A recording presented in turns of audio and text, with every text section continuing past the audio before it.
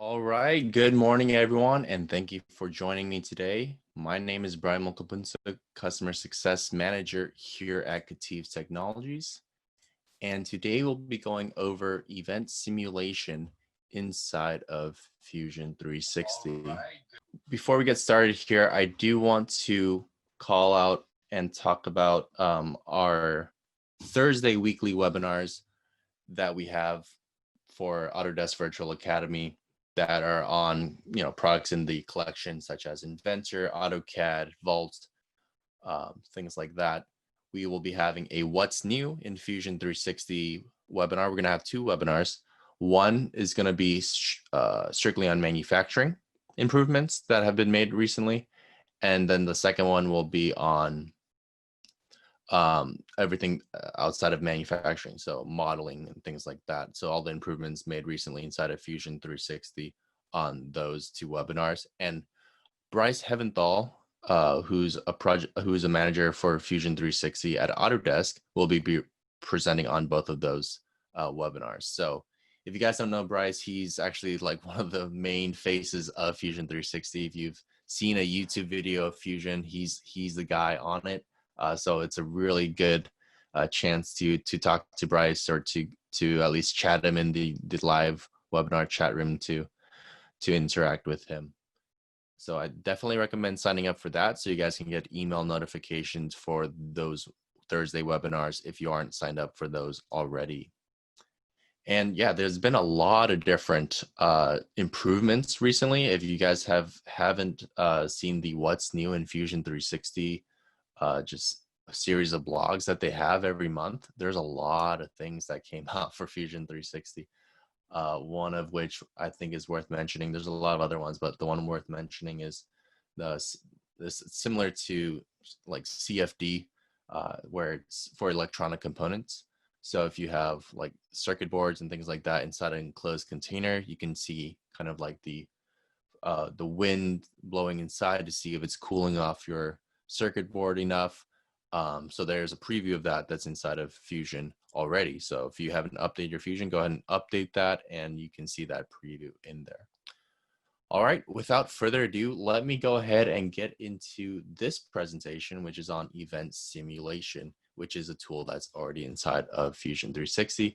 I'm going to ask that you guys ask questions in the chat room, and I am more than happy to answer them at the end of the webinar.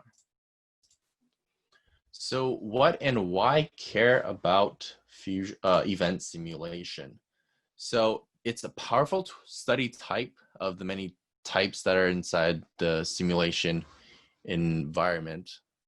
Stop that video there. That allows you to see multi-body interactions within your design, something that you wouldn't typically see in a static simulation or maybe ever before.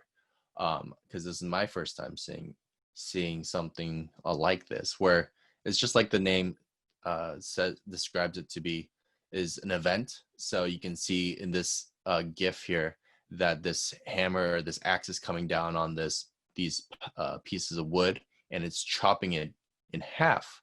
Whereas if you ran a static simulation, you might just see it bending or to some extremity. But in this case, with event simulation, you have things that are kind of like meshes that kind of break apart and disappear even from each other, rather than just bending in a static simulation.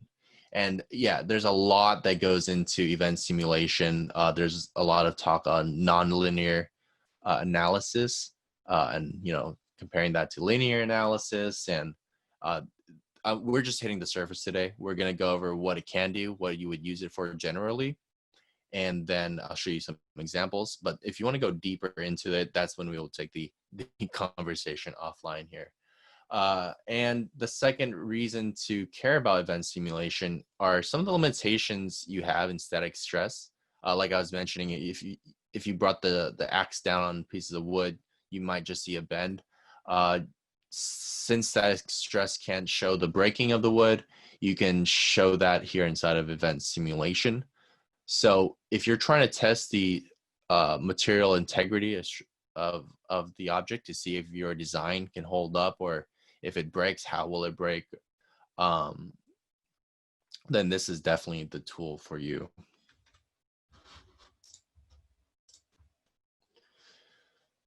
So when do you use nonlinearity? And there's three of them. There's three different types of nonlinearity.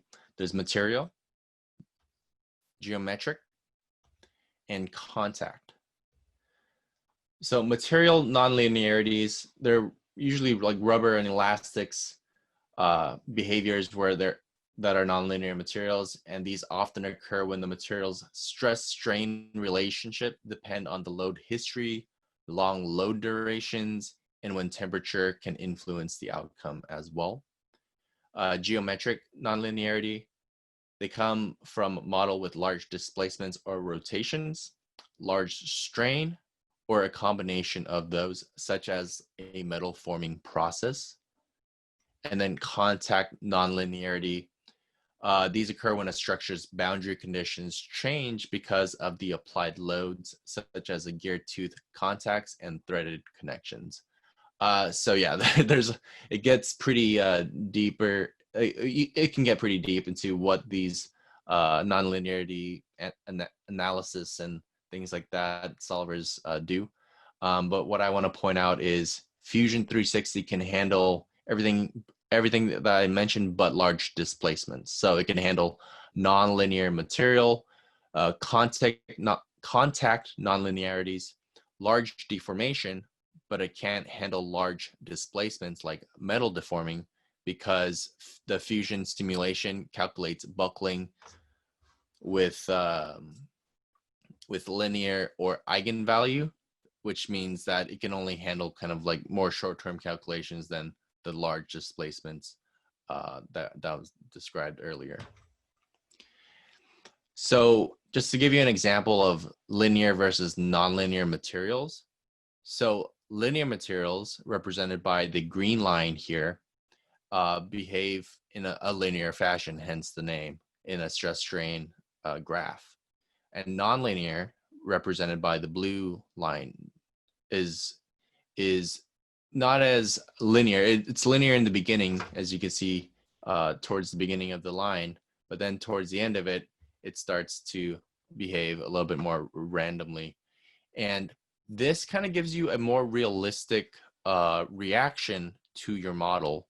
So when you run a nonlinear analysis or a linear analysis, you can get a pretty good idea in the beginning of how it's going to react.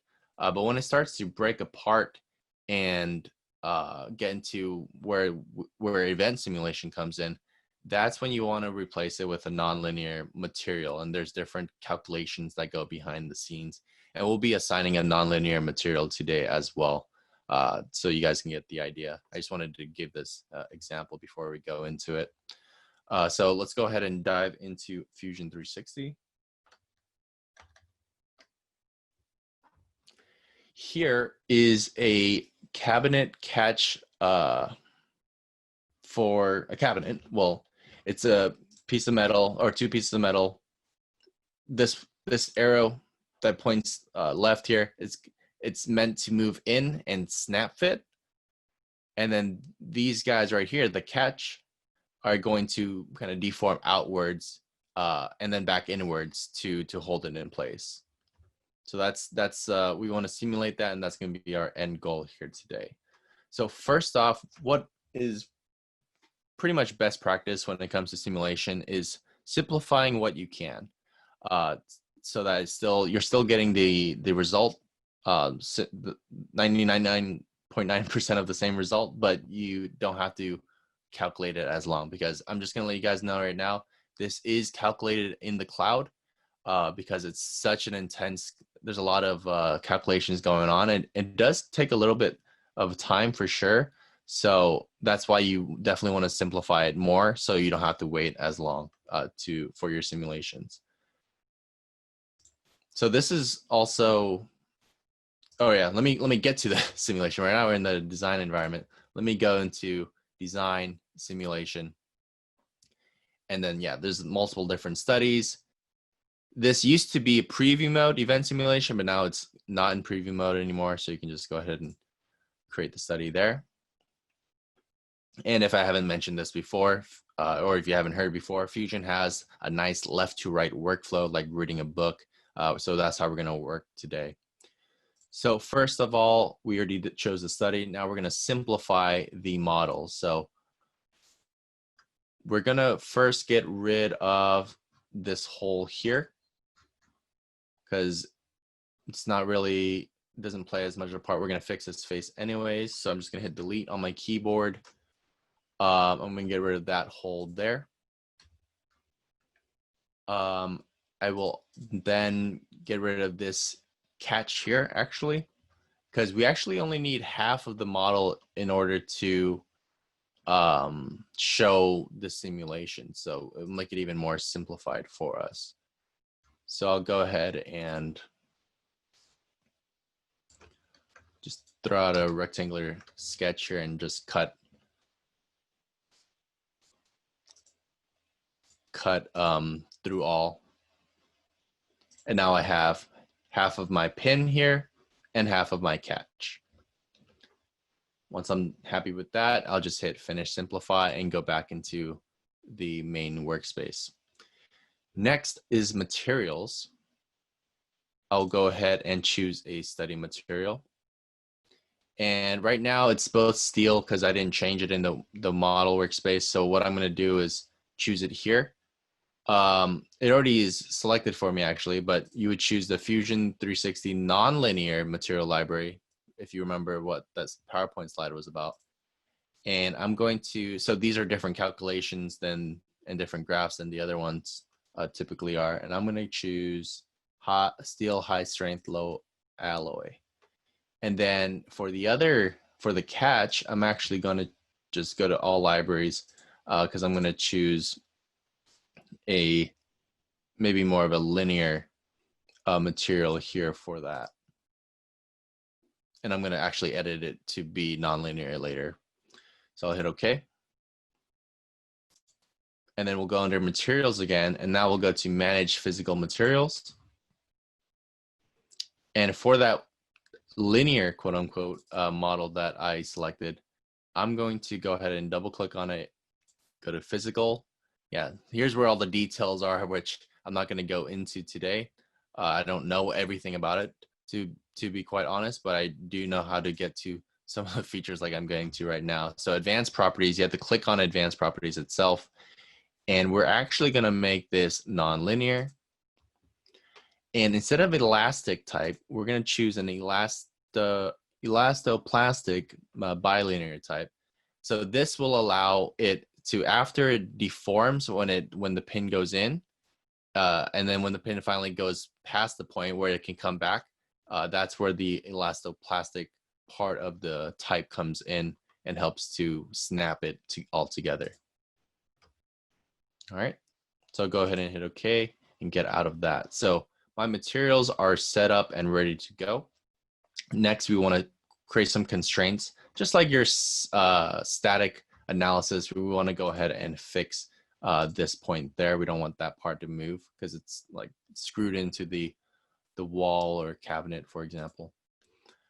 Okay, and then here's the next part. We want this pin to go down in the Y direction. If you take a look at the origin here, so we want to go down the Y direction.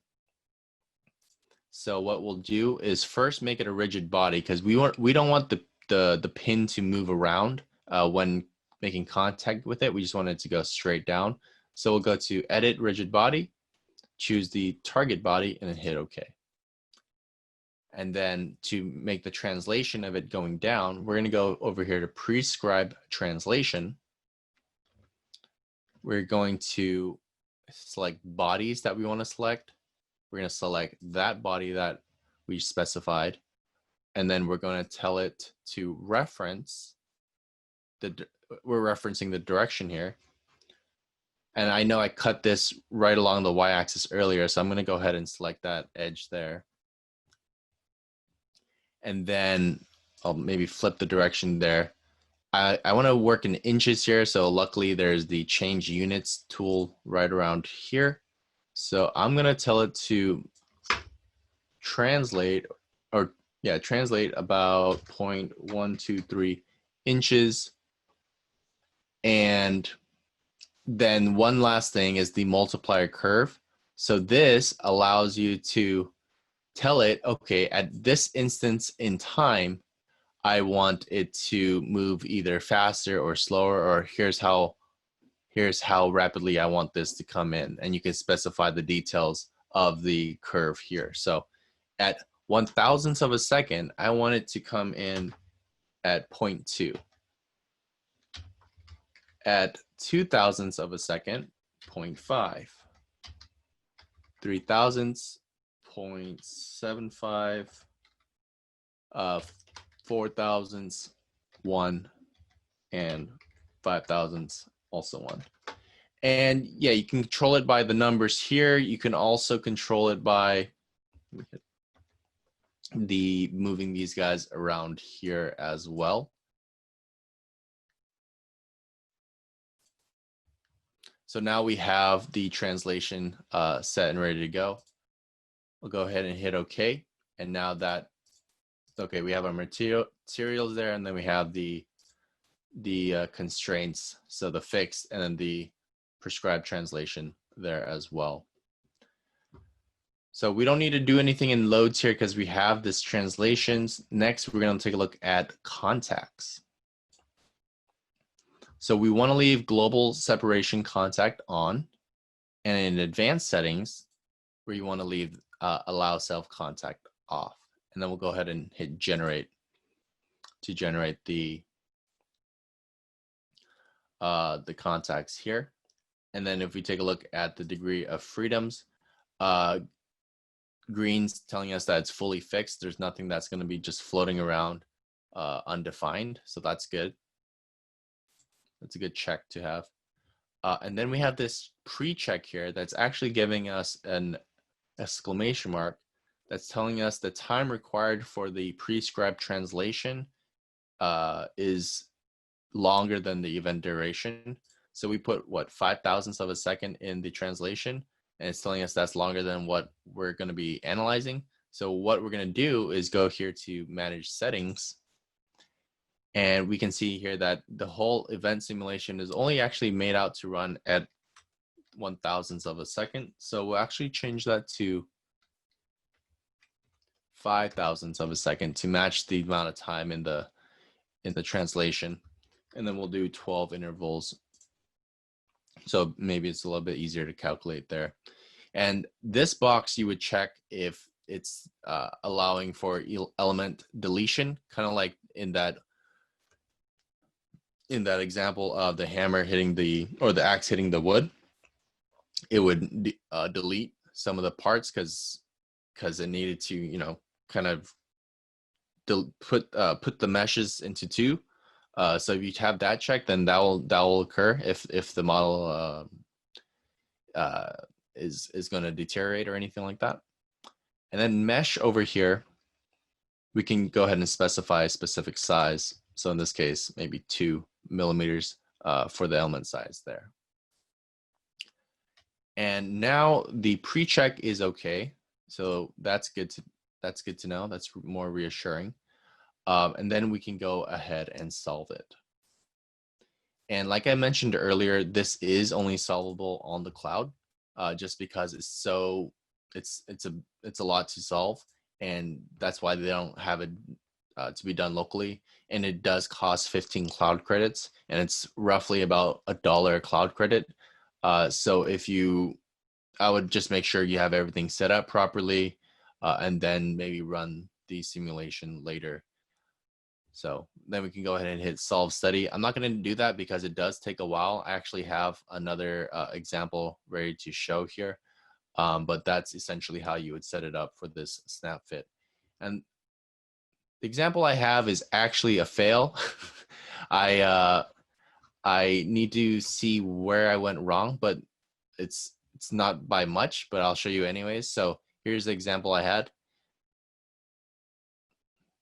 So instead of this going down without budging at all, it's actually kind of bouncing off in respect to that, as if it didn't have the rigid body. Maybe I forgot to set the rigid body for this one, but essentially it is showing what it's supposed to behave if that wasn't a rigid body.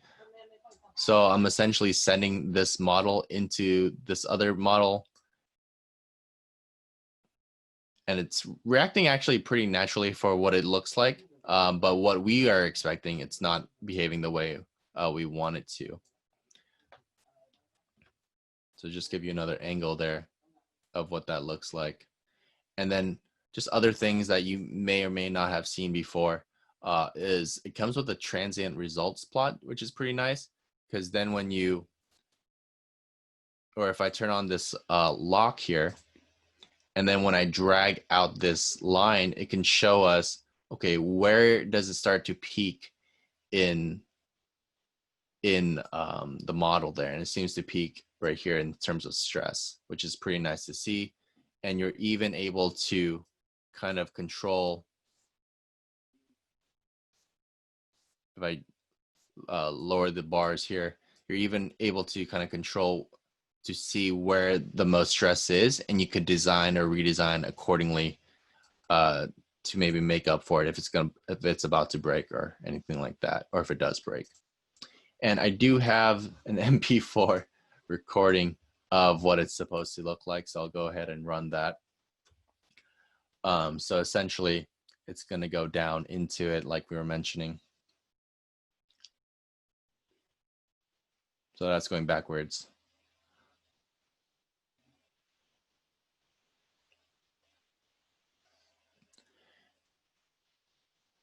And then that one's going down into it, and that only that part's deforming, and then the one that's transient is not budging; it's just moving only in the y direction.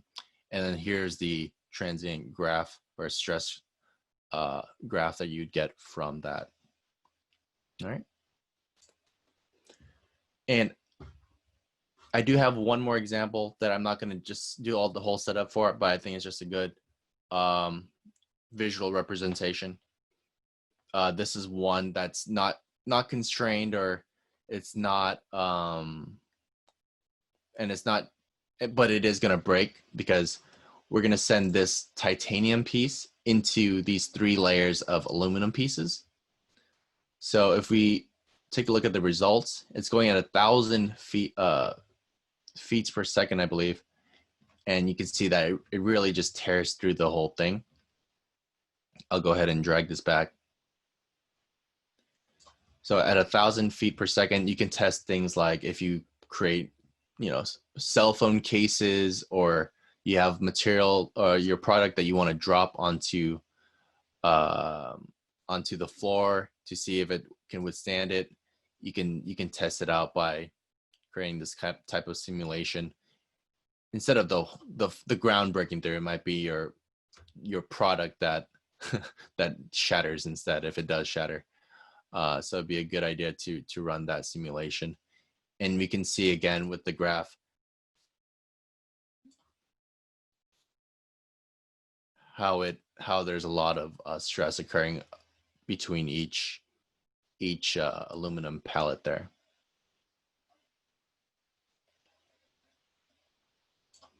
All right.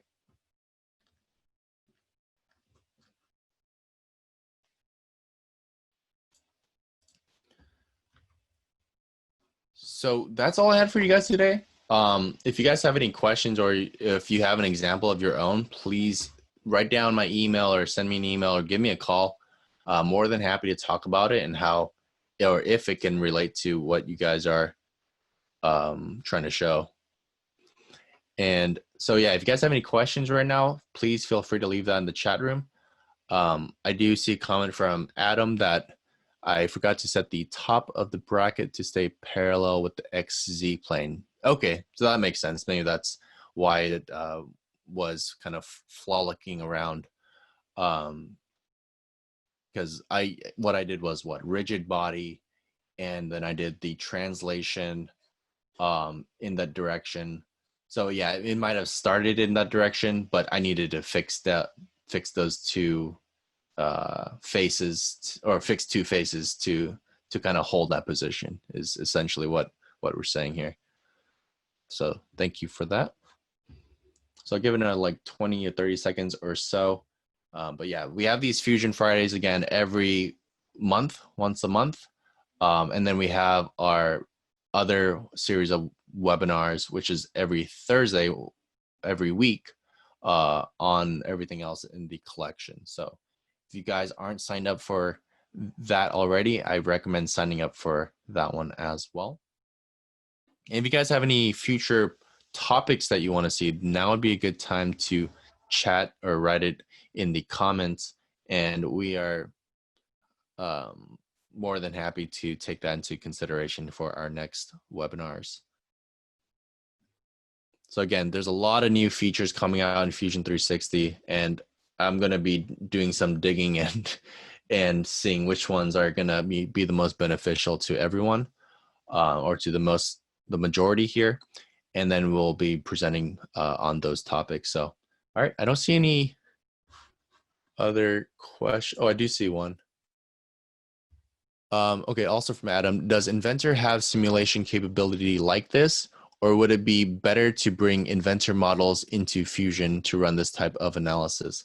So Inventor doesn't have the event simulation, I don't believe. I'm like 80% sure on that. My colleague Nikhil, who's our simulations expert here at KETIV, did a recent webinar actually where he showed both Fusion 360, the event simulation, but he also showed the simulation inside of Inventor. So it kind of complements it. They each have their own pros and benefits to them. So what I can do, Adam, I can go ahead and send you a separate email with that video that goes over the simulation capabilities inside of Inventor. All right. All right, so I don't see any other questions coming in here. So I appreciate you guys joining me today, and I hope you guys stay safe and have a good rest of your Friday. Take care, everyone.